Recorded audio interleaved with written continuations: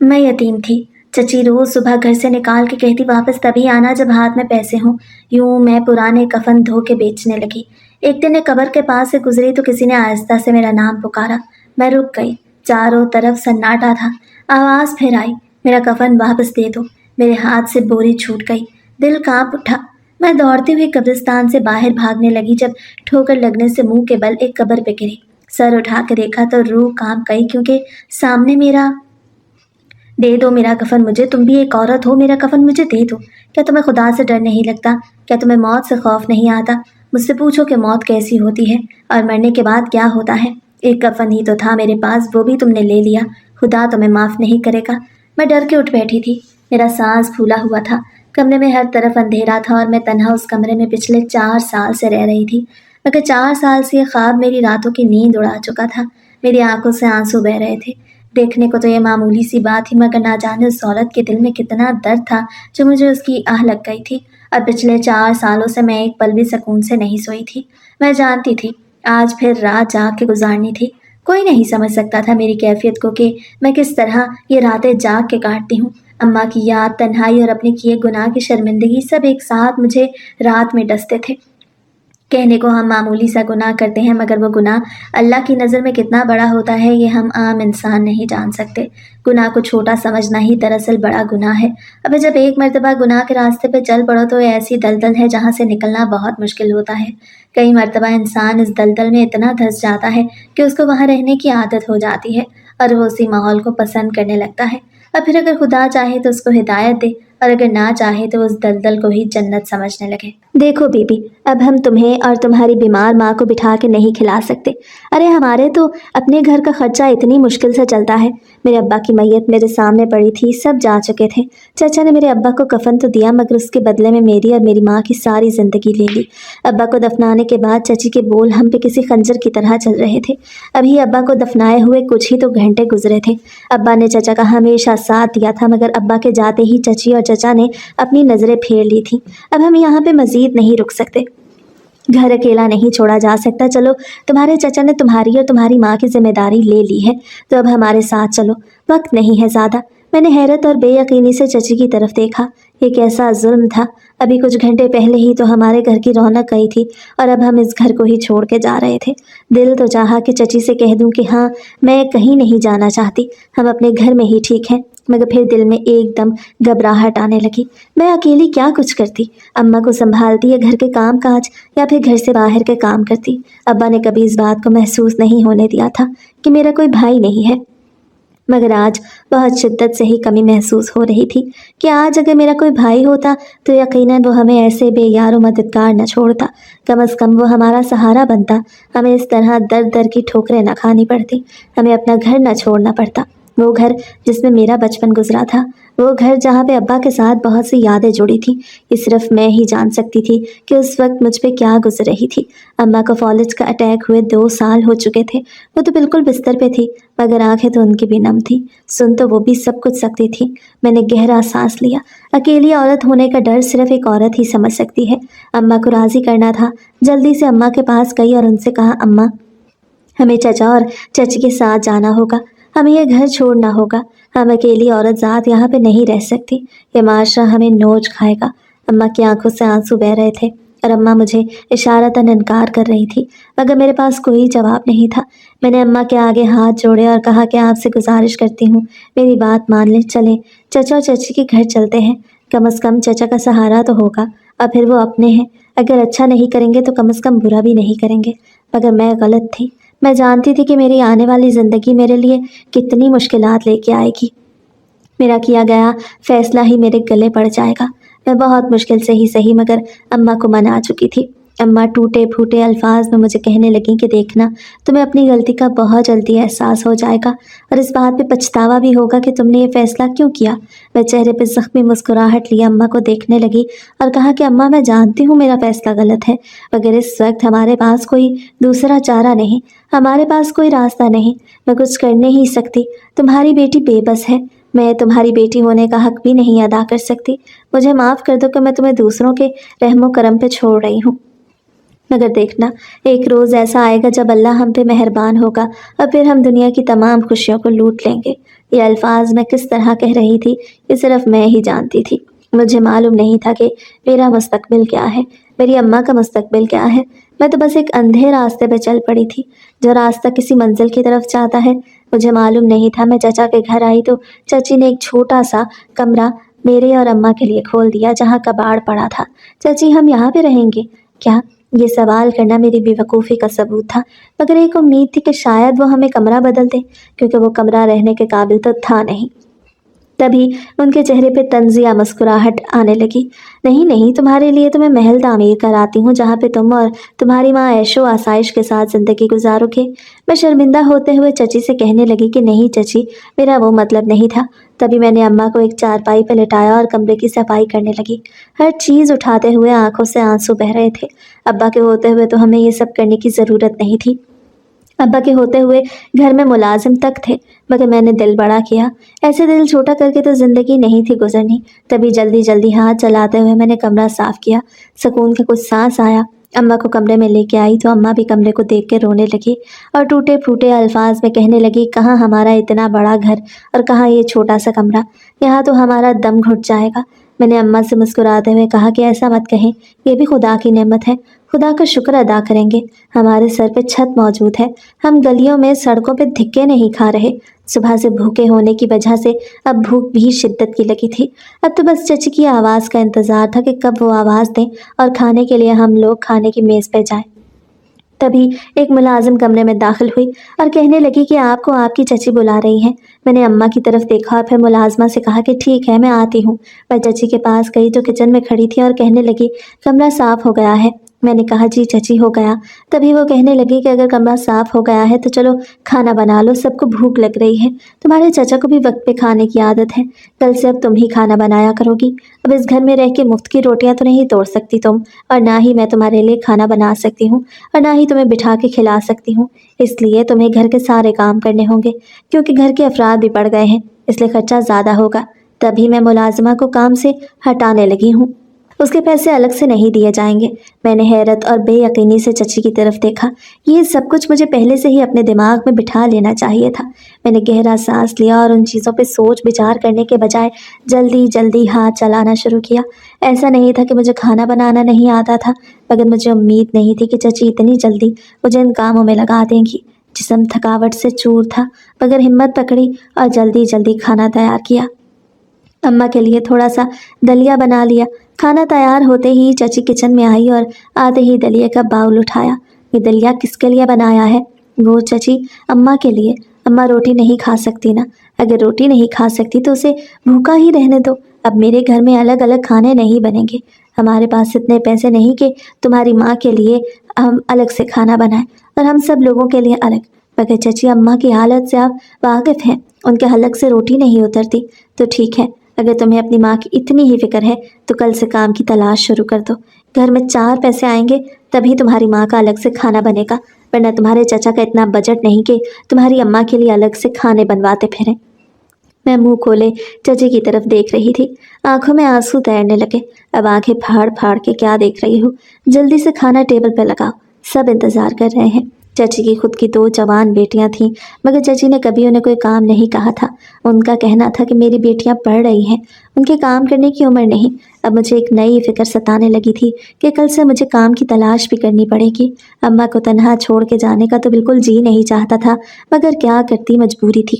گھر میں اماں کے کھانے کے لیے دلیا تک موجود نہیں تھا، مجبوراً میں کام کی تلاش میں نکل پڑی۔ رات کا بچا دلیا اماں کو کھلا چکی تھی۔ سارا دن نوکری تلاش کرنے کے باوجود مجھے نوکری نہ ملی۔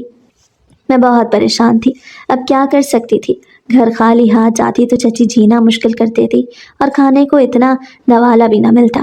میری تو خیر تھی، مگر ماں کو اس حالت میں بھوکا نہیں رکھ سکتی تھی۔ تبھی ایک قبرستان کے پاس جا کے بیٹھ گئی اور رونے لگی، کاش آج ابا زندہ ہوتے۔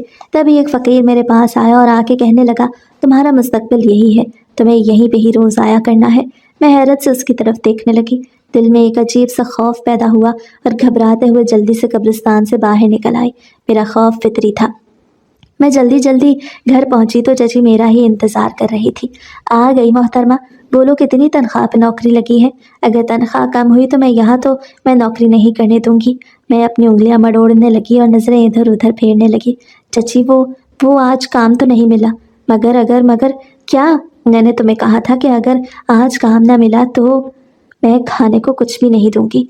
भूल गई हो क्या? सुबह की शर्त। अब असूलन तुम्हें और तुम्हारी अम्मा को भूखा रहना होगा। नहीं नहीं चची, ऐसा जुल्म मत करो। तुम जानती हो कि अम्मा भूखी नहीं रह सकती। अगर वो भूखी ही रही तो वो मर जाएगी। अच्छा है ना, ये अजाब भी हमारे सर से टल जाएगा। मैंने आंखें फाड़े बेयकीनी से उनकी तरफ देखा। ऐसा मालूम हो रहा था जैसे उनके दिल में कोई पत्थर है। वो ये बात इतनी आसानी से कैसे कह सकती थी? हर इंसान ने ये दुनिया छोड़ के चले जाना है, मगर मैं नहीं जानती थी कि मेरी चची के दिल में मेरे और अम्मा के लिए इतनी नफरत भरी है। मैं अपनी आंखों से आंसू साफ करने लगी और सीधा अम्मा के कमरे में चली गई। कमरा खोला तो सामने का मंजर देख मेरा दिल दहल गया। मेरे पैरों तले ज़मीन निकल गई क्योंकि अम्मा ऊंधे मुंह ज़मीन पे पड़ी थी। उनके मुंह से अजीब गरीब आवाज़ें आ रही थीं।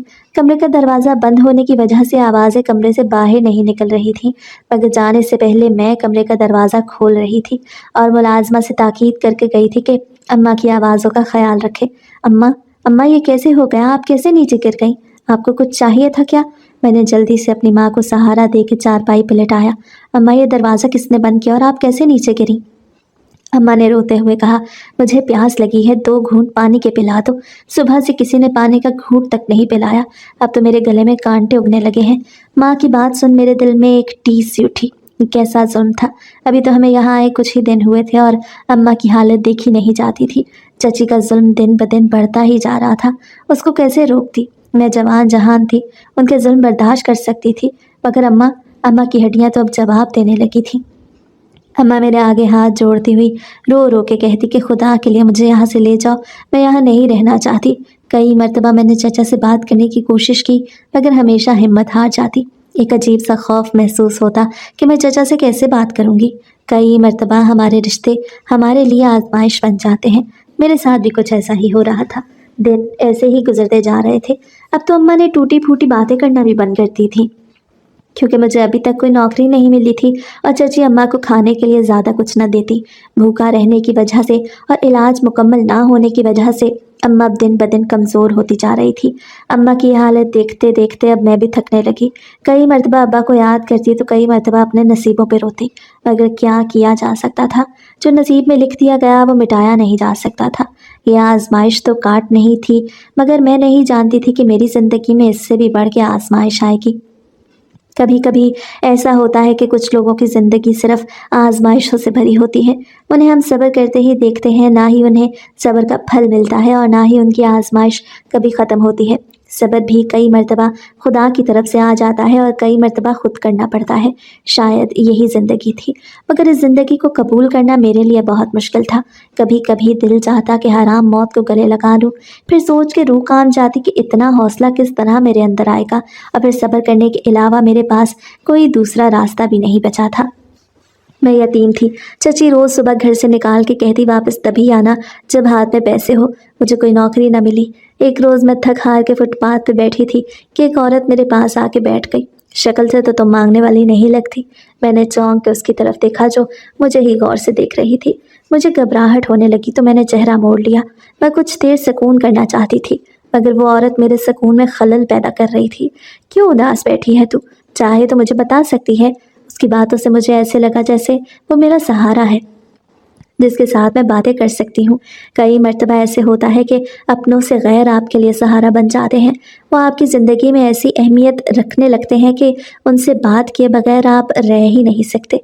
उस औरत में भी कुछ ऐसी ही कशिश थी कि मैं उससे बात किए बगैर रह ना सकी। मैंने उसे सारा माजरा बयान किया तो वह मुस्कुराने लगी और कहने लगी, ये अपने ही होते हैं जो इंसान को मार देते हैं, वरना गैरों को क्या मालूम कि हमारी कमज़ोरी क्या है। मैं उस औरत की बात पे आंसू बहाने लगी और कहने लगी कि अगर मैं अपनी माँ के लिए कमा ना सकी तो उनको खिला पिला नहीं सकूंगी। तभी वो कहने लगी, मेरे पास तुम्हारे लिए काम है, अगर तुम करना चाहो तो कर सकती हो। मैंने जल्दी से हामी भरी और उससे कहा, काम जैसा भी होगा मैं करूँगी, मैं हर काम करने के लिए तैयार हूँ। तभी वो मुस्कुराने लगी और कहने लगी, तुम्हारी ये जल्दबाजी किसी दिन तुम्हें बहुत बड़ी मुसीबत में डालेगी। मैंने उस औरत की तरफ हैरानगी से देखा और कहा कि जिसके घर में गुर्बत हो वो अभी भी जल्दबाजी ना करे तो क्या करे। तभी वो औरत कहने लगी, जल्दबाजी का काम हमेशा शैतान का होता है। बहरहाल मेरे पास तुम्हारे लिए ये काम है कि तुम पुराने कफन धो के दिया करोगी। मैंने भी बेयकीनी से उस औरत की तरफ देखा। मुझे ऐसा लगा जैसे मैंने कुछ गलत सुन लिया है। क्या क्या कह रही हैं आप? तभी वो औरत कहने लगी कि तुम्हें पुराने कफन धोने होंगे। पुराने कफन में कुछ समझ नहीं आई और फिर उस औरत ने मुझसे ऐसी राजदारी की बात की कि मैं दंग रह गई। मगर मेरे पास कोई दूसरा रास्ता नहीं था, इसलिए मैंने हामी भर ली। मगर मैं नहीं जानती थी कि मैं कितने बड़े गुनाह में हाथ डाल रही हूँ। उस रोज़ के बाद से मैंने पुराने कफन धोने शुरू कर दिए। यूँ मैं पुराने कफन धो के बेचने लगी, लेकिन साथ ही साथ मैं नए कफन भी सीने लगी और घर में अम्मा के खाने के पैसे बनाने लगी। लेकिन मुझे हर मर्तबा ये गुनाह का काम करते हुए खौफ आता, लेकिन मेरे पास कोई दूसरा रास्ता नहीं था। बहन, ये कफन जल्दी सिलाई कर देना, अम्मा को नहलाना है। उसकी बात सुन के मैंने कफन अपने पास रख लिया। तभी चारपाई पे लेटी मेरी माँ ज़ोर ज़ोर से खांसने लगी। मैं कफन एक तरफ रखती अम्मा को पानी देने चली गई। बहन, जल्दी कर दोगी ना? एक एक पाई जोड़ के कफन खरीदा है अम्मा के लिए। अम्मा की मौत को 24 घंटे होने को है, मगर किसी ने कफन के पैसे देने की जहमत नहीं की। उसकी आंखों में आंसू देख मेरी रूह कांप उठी। आज के दौर में कैसे लोग थे? एक मैयत घर पे पड़ी है सिर्फ कफन के इंतजार में। मैंने खामोशी में हाँ में सर हिलाया और फिर अम्मा की तरफ मुतवज्जे हो गई, जो वो मुसलसल खांसते ही जा रही थी। अब तो अम्मा के मुंह से अजीबोगरीब आवाज़ें निकलना शुरू हो चुकी थीं। मैं जल्दी से चची के कमरे की तरफ भागी। चची, अम्मा की हालत बहुत ख़राब है, खुदा के लिए कुछ पैसे दे दो। चची, दरवाज़ा खोलो। मैं मुसलसल दरवाज़ा खटखटा रही थी, मगर अंदर से चची बाहर ना आई। मैं जानती थी वो ये सब जानबूझ के कर रही है। उसे दरवाज़ा न खुला तो मेरे दिल में ख्याल आया। मैं जल्दी से पुराने कफन बेचने जाने लगी थी कि इसी दौरान अम्मा इस दुनिया से चल बसी। जिस औरत ने अम्मा के जीते जी कभी उनको कुछ खाने को न दिया, वो कफन के पैसे कहाँ से देती? इसीलिए मैंने उस लड़की का लाया गया कफन अम्मा को पहना दिया और उस लड़की को पुराना कफन दे दिया, जो कि अभी नया ही लग रहा था, और अम्मा की तदफीन हो गई। अम्मा के जाने के बाद मैं मज़ीद अकेली रह गई, लेकिन मैंने ये काम करना न छोड़ा। मैं उस औरत से पुराने कफन लाती और उनको धो के बेच देती, मगर मेरी बेचैनी दिन ब दिन बढ़ती जा रही थी। एक रोज़ मैं उस औरत के पास गई और उससे कहा कि आप ये कफन कैसे इकट्ठे करती हैं? तो वो मेरी बात पे मेरी तरफ देखने लगी और कहने लगी कि चलो आज मैं तुम्हें ये राज बताती हूँ। और फिर उसने जो मुझे बताया, मेरे पैरों तले ज़मीन निकल गई। मुझे अपने कानों पे यकीन ही ना हुआ। मैंने बेयकीनी से आंखें फाड़े उस औरत की तरफ देखा और कहा कि आप क्या कह रही हैं? तभी वो कहने लगी कि तुम अभी इतनी बच्ची नहीं, मैं जानती हूँ कि तुम्हें सब मालूम है। मैं उस औरत से नज़रें फेरने लगी, क्योंकि वो बिल्कुल ठीक कह रही थी। मुझे सब मालूम था कि ये पुराने कफन कहाँ से आते हैं। अब मैं चाची को झूठ बोल के ये कहती कि मुझे एक अस्पताल में नौकरी मिल गई है, और फिर रात के वक्त ड्यूटी देती और इस बहाने से कब्रिस्तान से कफन इकट्ठे करने जाती, फिर उस औरत के घर ला के कफन धोती। घर पे सिलाई का काम छोड़ दिया था। चाची हमेशा पूछा करती, ये बैठ के क्या सीती रहती हो? मैं उनको बहाने से टाल देती और कहती कि बस अस्पताल में किसी ने कपड़े दिए थे सीने के लिए, वो ही सी रही हूँ। इसी बहाने घर में कुछ पैसे भी आ जाएंगे। चाची को पैसों से मतलब था, इसीलिए वो खामोश रहती। अब कई मर्तबा वो मुझसे पूछ चुकी थी कि अब घर पे कपड़े क्यों नहीं सीती, तो मैंने उनसे कह दिया कि अस्पताल से अच्छी कमाई आ जाती है, इसलिए कपड़े सीने की ज़रूरत नहीं रहती। देखो लड़की, अब कई दिन गुजर गए हैं, अब तुम अपने घर धोया करो कफन। तुम जब आधी रात को मेरे घर से निकलती हो तो लोगों को मुझ पर शक होने लगा है। एक रोज़ वो औरत मुझे मिली और कहने लगी कि मैं कफन अपने घर पे धोया करूं, मगर मुझे अब फिक्र इस बात की थी कि मैं चची के सामने अगर कफन धोया करूंगी तो उन्हें सब पता चल जाएगा, और ये काम छोड़ के मैं घर पे गुजारा नहीं कर सकती थी, क्योंकि वो मुझे जीने ही ना देती। वक्त का काम है गुजरना, तो वो गुजर ही जाता है। एक रात एक कफन मेरे हाथ ऐसा लगा जिस पे अजीब से निशान थे। मैंने उनको धोने की बहुत कोशिश की, मगर नाकाम रही। वो उतरने का नाम ही नहीं ले रहे थे। कुछ गहरे धब्बे से थे सुर्ख रंग में। उस कफन को देख के मैं सोचने लगी कि इसको मुझसे कौन खरीदेगा। एक कफन की मेहनत और पैसे बर्बाद हो गए। मैं देख रही हूँ तुम रोज ही इस वक्त कुछ ना कुछ धोती रहती हो, आखिर ऐसा क्या है जो तुम हमसे छुप के धोती हो? कुछ नहीं चची, वो तो बस मैं अच्छा चलो जल्दी से ये काम खत्म करके हमारे कपड़े भी धो देना, ऐसे ही मल मल के जैसे अपने धोती हो। जी चची, मैं धो देती हूँ। चाची ने तो मेरी जान ही निकाल दी थी। अगर उन्हें पता चल जाता तो मेरा क्या होता? मैं बस यही सोच के रह गई। मैं वो सब कफन मामूल के मुताबिक उस औरत के पास ले गई। उसे अभी धब्बे वाले कफन के बारे में बात करना ही चाहती थी कि वो हड़बड़ाते हुए मेरे पास आई और कहने लगी, तुम्हारे पास जितने भी हैं जल्दी से एक अस्पताल में ले जाओ, सुना है अभी कोई हादसा हुआ है।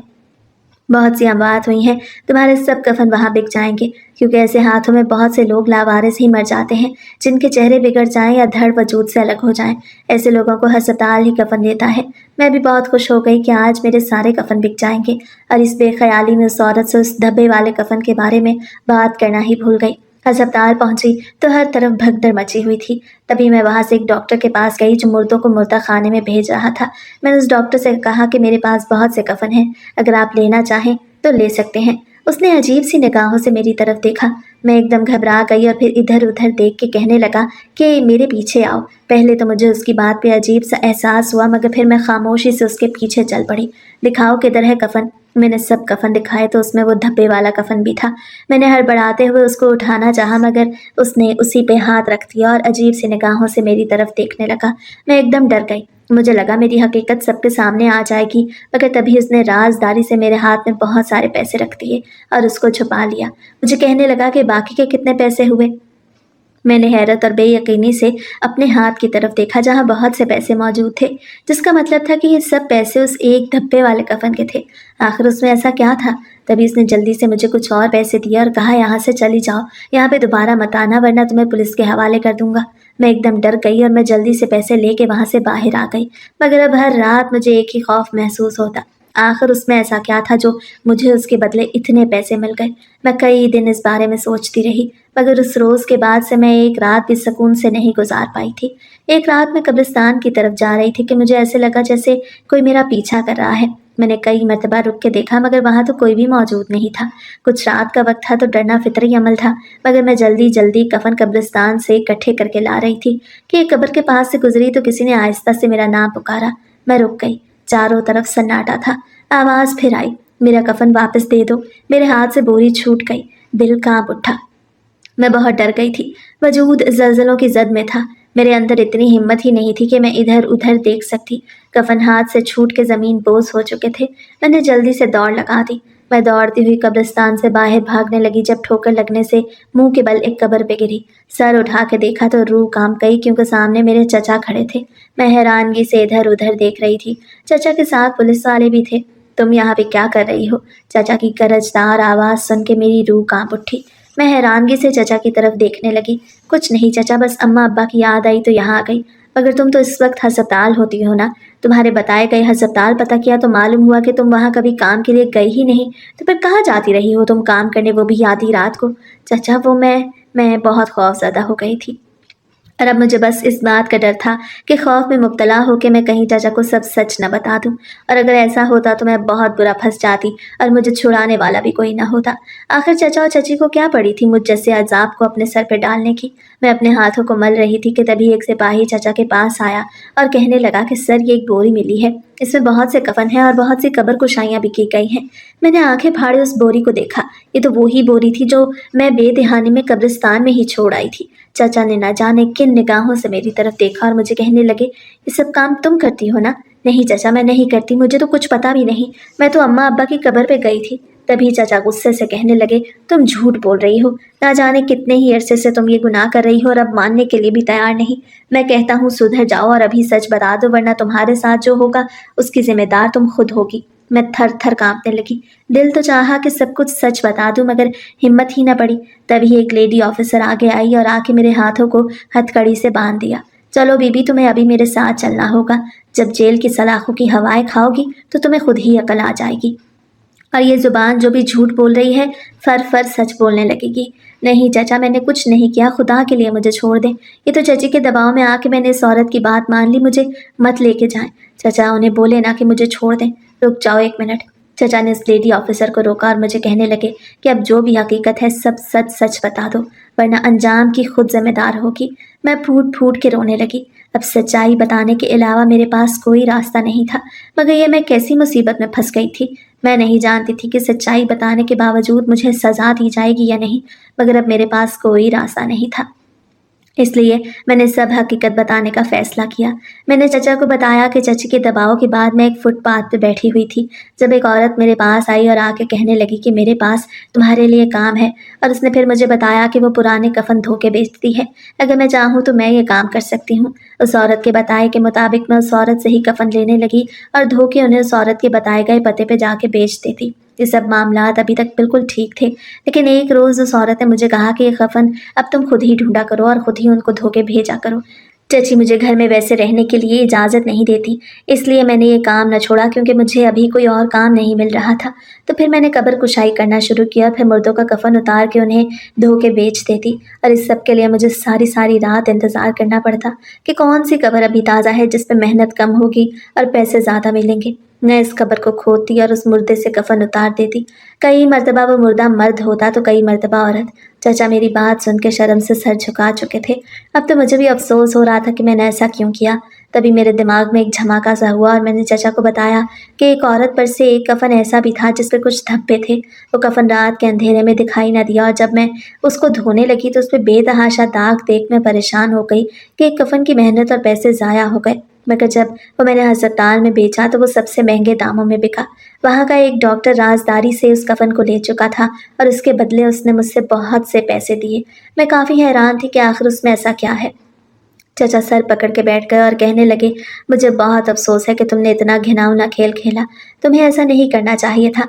आखिर तुमने ये क्या सोच के किया? तुम जानती हो तुमने मुर्दा कब्रों की कितनी बेहुरमती की, खुदा की नज़र में भी कितनी गुनहगार हो। मैं घुटनों में सर रख के फूट फूट के रोने लगी और चाचा से कहा कि ये सब कुछ मैंने शौक से नहीं किया, हालात ही ऐसे पैदा हो गए थे कि मुझे ये सब करना पड़ा। तभी वो कहने लगे कि हमें ये भी बताओ कि तुम्हारे साथ और कौन कौन मुलविस है। मैंने उन्हें सब बताया और कहा सुबह ही आपको उनके पास ले जाऊंगी। अगर अब सवाल ये था कि चाचा को मुझ पर शक कैसे हुआ।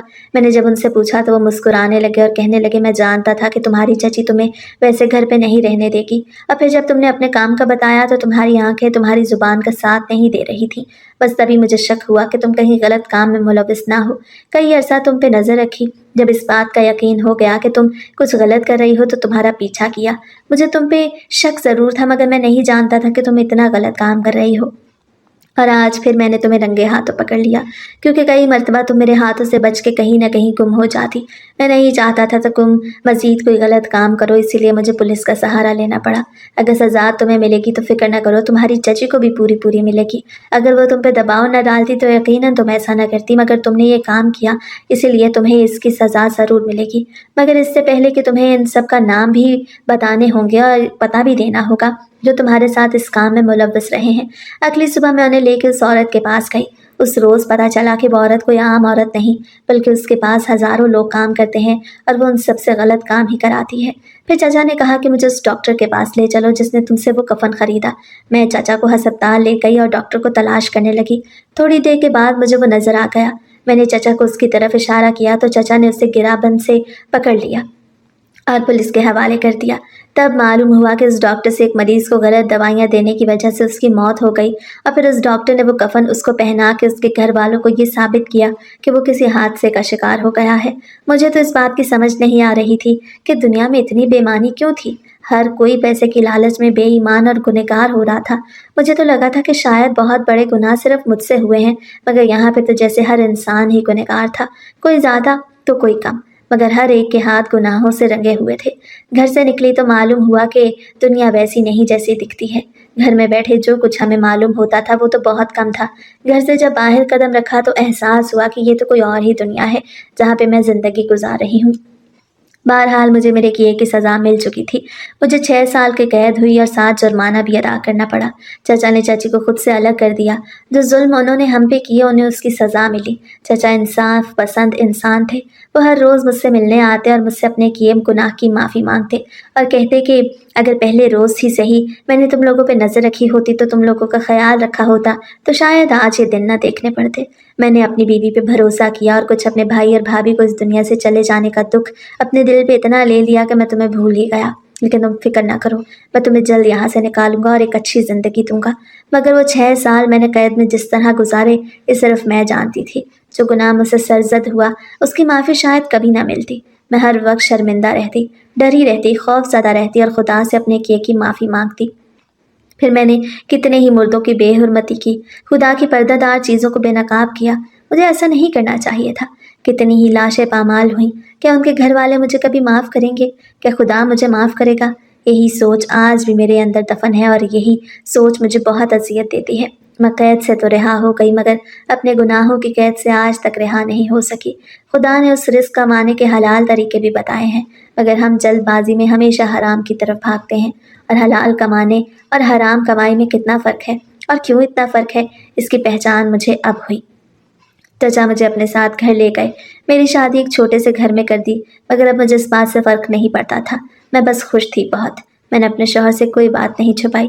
मैं चाहती थी कि उसके साथ कोई ज़्यादती ना हो और मज़ीद मुझे कोई झूठ ना बोलना पड़े। मगर मेरा शौहर अच्छा इंसान था। ये शायद मेरे गुनाहों के बाद मुझे माफ़ी मिल गई थी।